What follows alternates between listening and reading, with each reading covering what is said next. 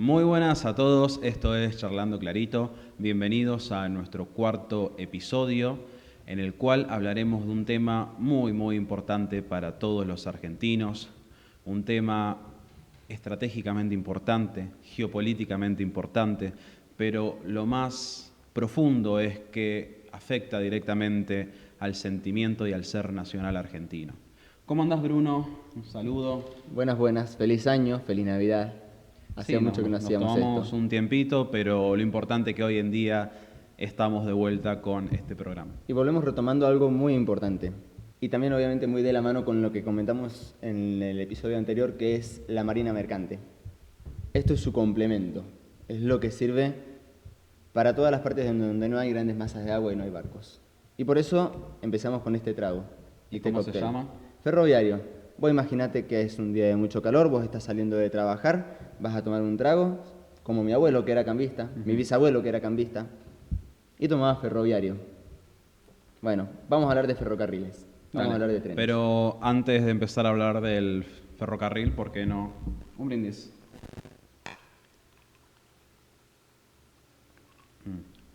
Amargo y rico. El argentino le gusta el amargo. Somos amargos, pero con un dulce sentido.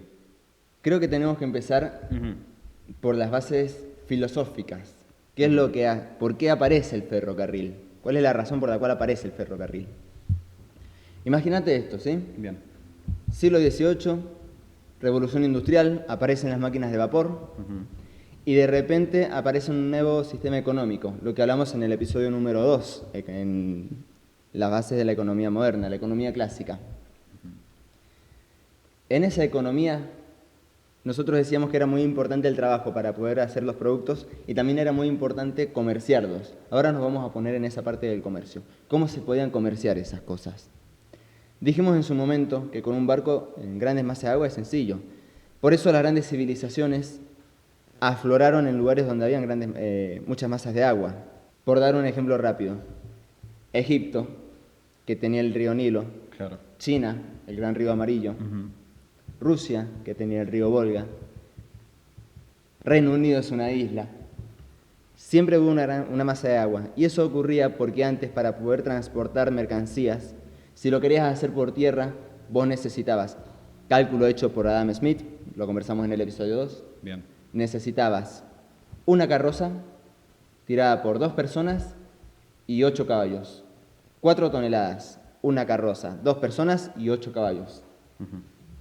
En cambio, para poder manejar 200 toneladas con más velocidad, lo podías hacer con un barco de 6 personas. O sea, con un barco se podía hacer lo mismo que con 25 carrozas, 50 personas y 400 caballos. Hay una diferencia grande. Eso era lo que permitía que el herrero pudiese estar haciendo clavos todo el año porque los podía comerciar. Claro. Ese herrero que estaba en la montaña y podía sacar el Claro, mineral porque fácil. se tenía un vector logístico en el cual se transportaba las mercancías. Exactamente. Ese herrero que estaba fabricando clavos todo el año podía hacerlo en este momento, cuando tenía el barco, porque esos clavos después iban a otros lugares, al yermo donde no hay, por ejemplo, mucho mineral de hierro, y podía estar haciendo clavos todo el tiempo, porque ahí iban a comprarle, y tenía una facilidad para poder comerciarlo, tenía su medio logístico. Ahora, ¿cuándo es que nos podemos desarrollar en esas zonas donde no hay agua? Claro, a partir de la revolución industrial. Y a partir del ferrocarril. Ferros, hierro. Carril, camino. Es nuestro camino del hierro el que nos permite, en esas zonas donde no hay vías navegables, poder transportar. ¿Por qué? Porque un ferrocarril puede hacer lo mismo que 150 camiones por un 75% menos de combustible. Y encima contaminando menos y teniendo muchísimo menos mantenimiento. Para dar un ejemplo rápido. ¿Cuántas veces vemos que las calles se rompen porque pasan camiones con toneladas y toneladas en los semiacoplados? Y ocurre a lo largo y ancho de todo el país. Con un tren esas cosas no pasan, porque pasan por una vía ferroviaria, a la cual se le tiene que dar un mantenimiento, si es que cada 10 años, y una vez al año una revisión. Sí, igual lo que más importa en este medio de transporte es lo barato que es transportar las cargas. Hoy en día nosotros exportamos materia prima, la cual hay que posicionarla en mercados exteriores, y uno de los principales factores son los costos logísticos que tiene el productor agropecuario en sí, y eso afecta directamente a su ganancia y al precio final del producto. Claramente, hoy en día en la Argentina no tenemos ferrocarriles y por eso estamos haciendo este programa, este episodio, porque consideramos que es necesario que vuelva el ferrocarril. Pero para que vuelva el ferrocarril primero tenemos que entender la historia del ferrocarril argentino, su presente y lo que nosotros proyectamos a futuro, que es lo que nosotros queremos. La historia del ferrocarril argentino es larga, es bonita. Se termina Rosas, 1856, logramos más o menos una estabilidad en el país y ya teniendo una estabilidad, pero sin mucha capacidad de compra porque la economía se seguía estabilizando, nosotros tenemos dos opciones. O hacemos canales como hicieron los franceses, claro, o hacíamos ferrocarriles como hacían los ingleses. Decidimos hacer ferrocarriles porque la logística se nos daba mucho mejor para eso. Y acá hay algo muy importante. ¿Por qué los ingleses se desempeñan tanto en los ferrocarriles si son una isla? Volvamos a la escuela clásica un momento. Dijimos que la riqueza lo dan los medios de producción. Para los medios de producción hay que trabajar. Para trabajar se necesita materia prima.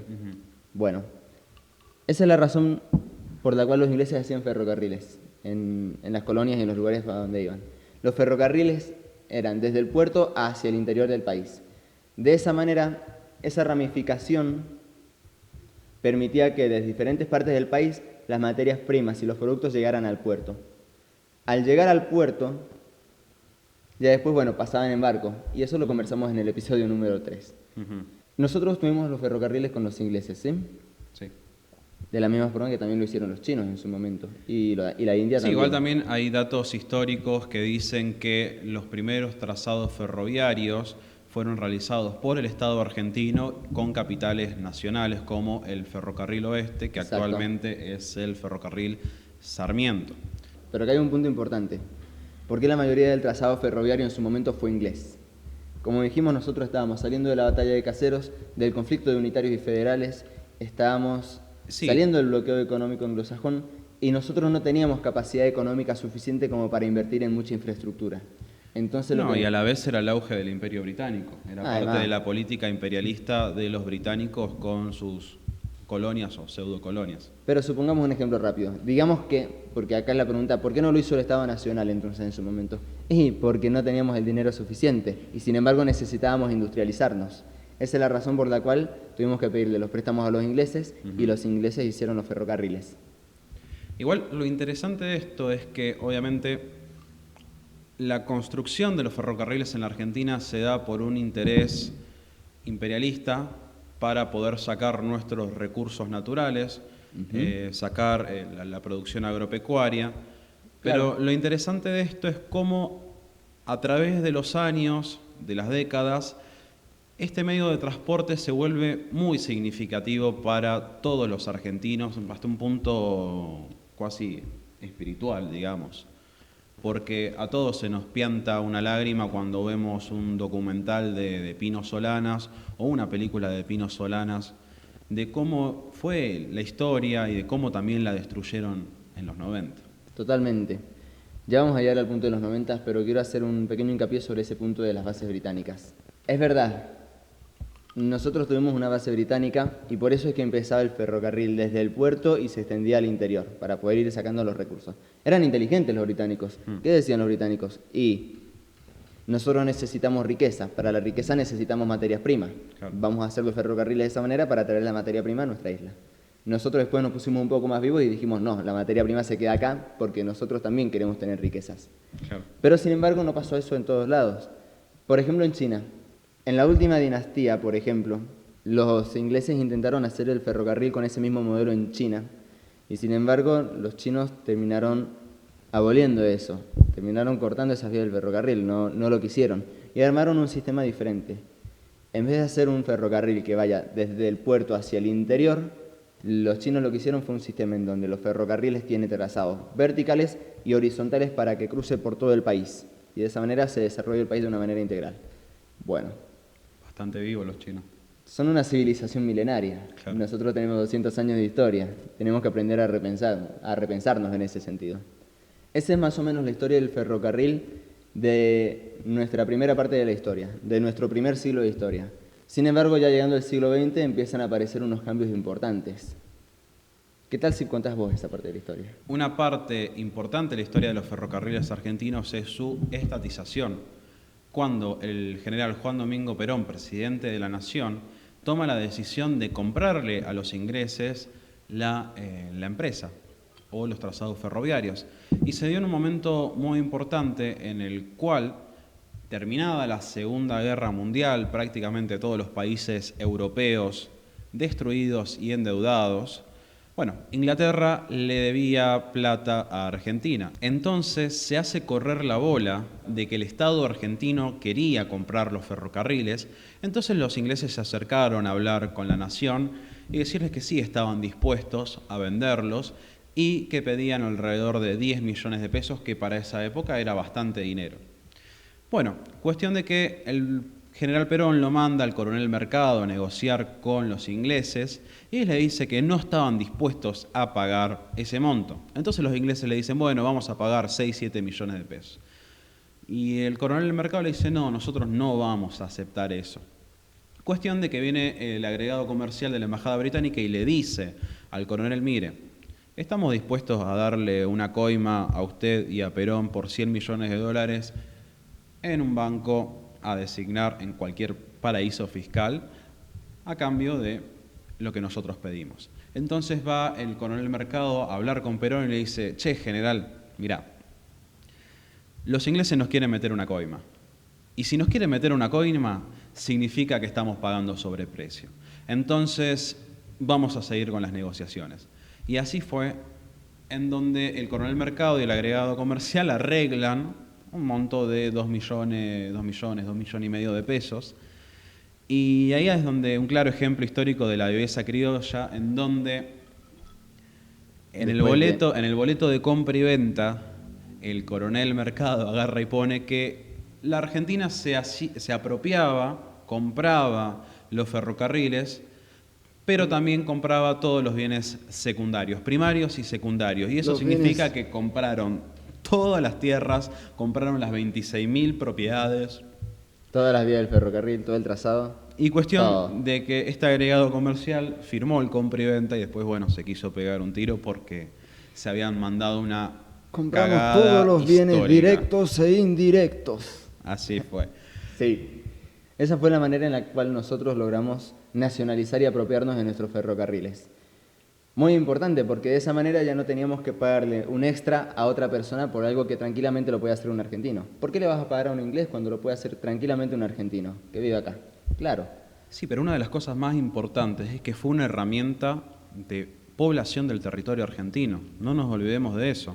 Nosotros tenemos uno de los países más grandes del mundo y con muy baja población. Pero a pesar de todo hemos podido poblar este territorio y defenderlo gracias a esta herramienta logística que es el ferrocarril. Claro que sí. Esa es más o menos entonces la historia del ferrocarril ya en la segunda mitad del siglo XX. Pero llegaron los 90 y ahí empezamos con la debacle del ferrocarril. Con el proceso de otra escuela de economía, podemos hablar en algún episodio si se quiere, que es la escuela monetarista, la que hoy se conoce como la escuela neoliberal de la economía. Y en realidad no solamente es por el tema de la escuela neoliberal de la economía, sino que también fueron muchas razones políticas las que hizo que Carlos Saúl Menem dijera ramal que para, ramal que cierra. Y fuimos perdiendo nuestros ferrocarriles.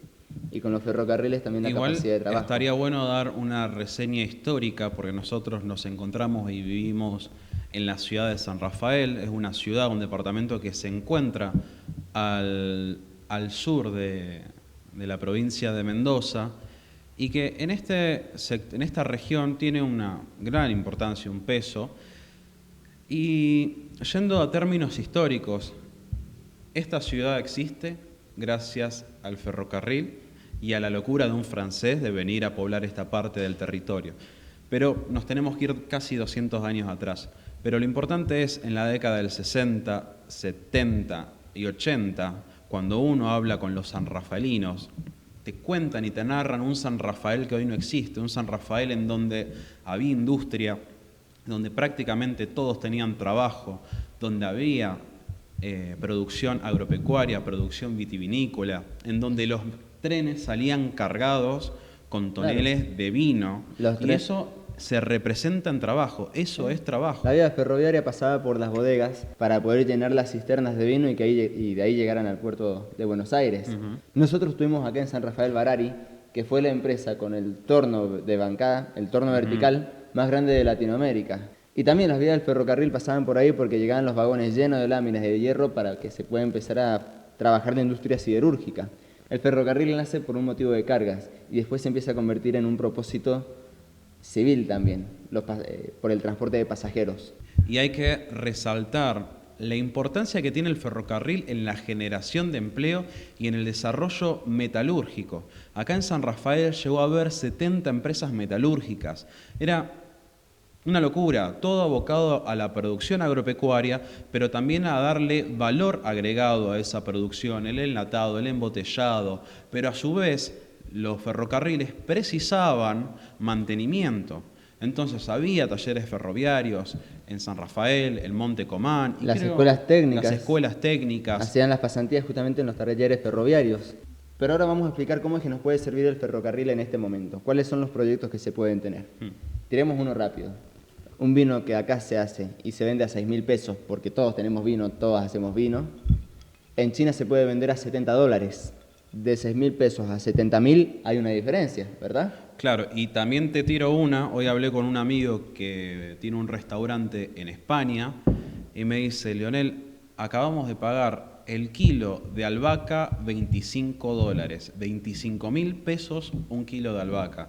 Entonces, se puede armar si nosotros tenemos el control logístico, tanto ferroviario como naval, podemos generar ganancias a todos los productores regionales. Obvio. Nosotros dijimos en su momento, en el episodio número 3, que en el 76 Estados Unidos nos pedía que dejáramos de comerciar el grano con la Unión Soviética. Y nosotros dijimos, no nos importa lo que vos digas, porque nosotros sí tenemos soberanía sobre nuestros medios logísticos.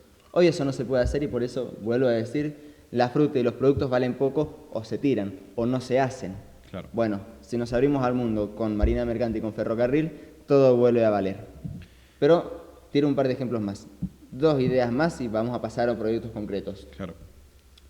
Supongamos que nosotros tenemos un ferrocarril y de repente las personas se quieren armar, se arman productores, cooperativas de productores, pequeños productores que hacen no más de 200 cajones de producción de fruta. Uno de los vagones más pequeños de tren llega a tener capacidad para poder almacenar 2.000 cajones de fruta. Bueno, se organizan, arman una cooperativa y toda esa fruta la llevan a Buenos Aires. ¿Cuánto vale la fruta en Buenos Aires?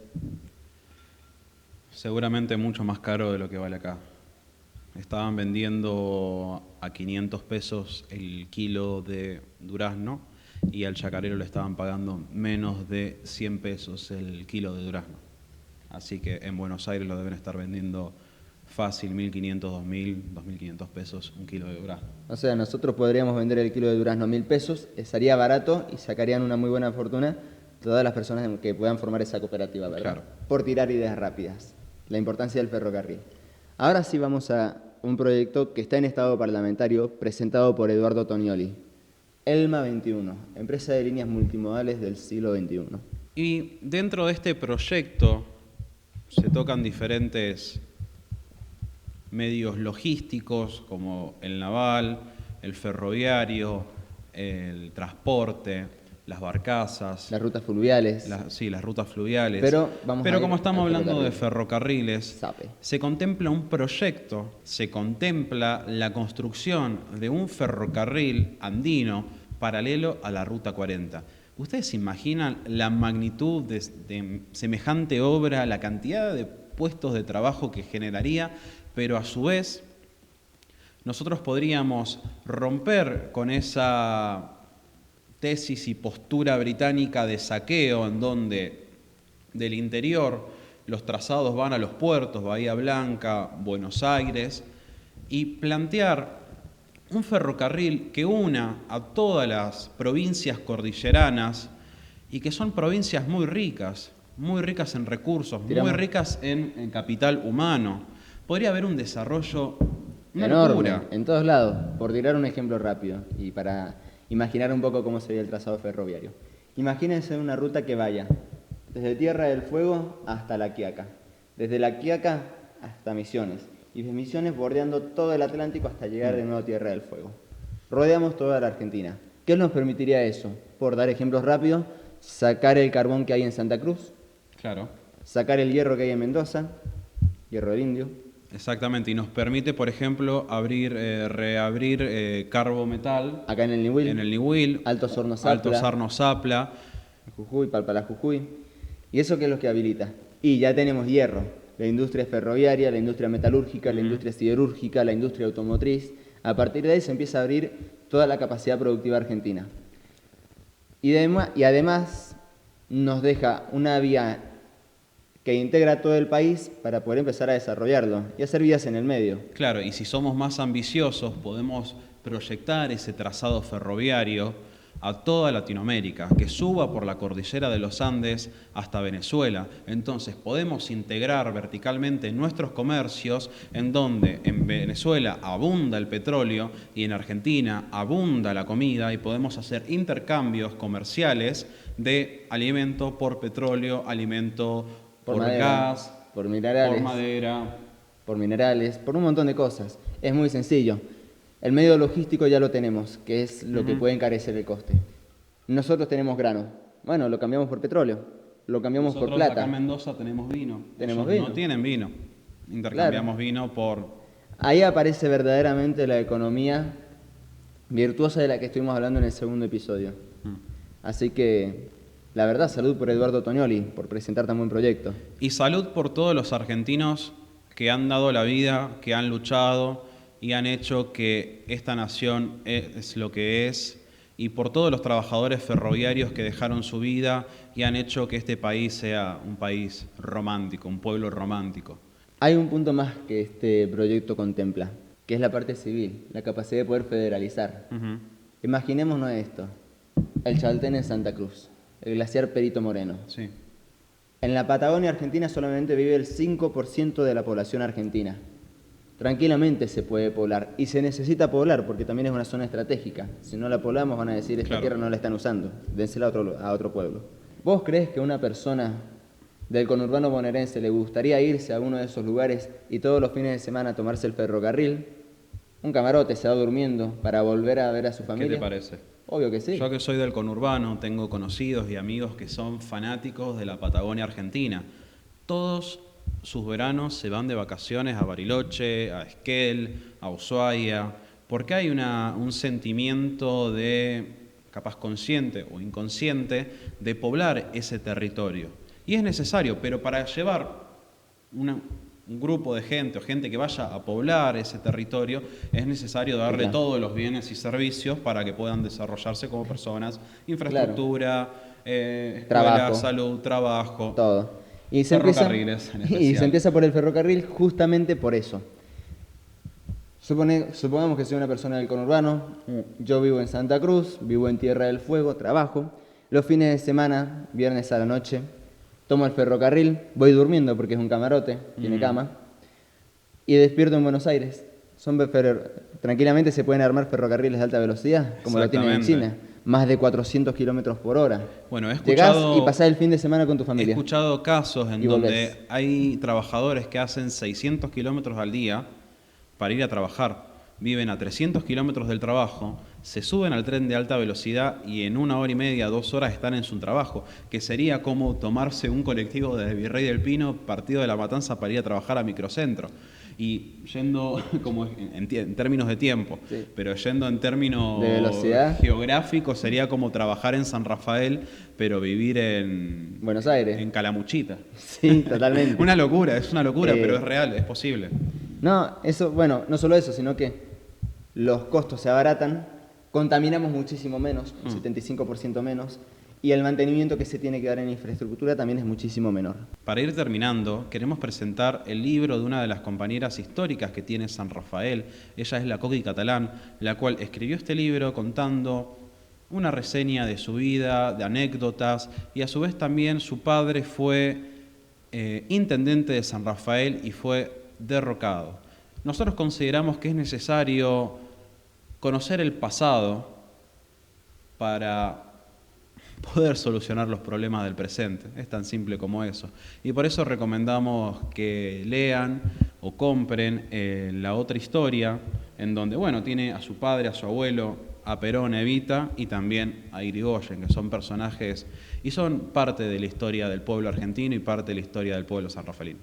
Muchísimas gracias. Esto fue Charlando Clarito. Pueden seguirnos y darle me gusta. Un saludo a todos. Él es Bruno Ojeda y yo soy Leonel Valenti.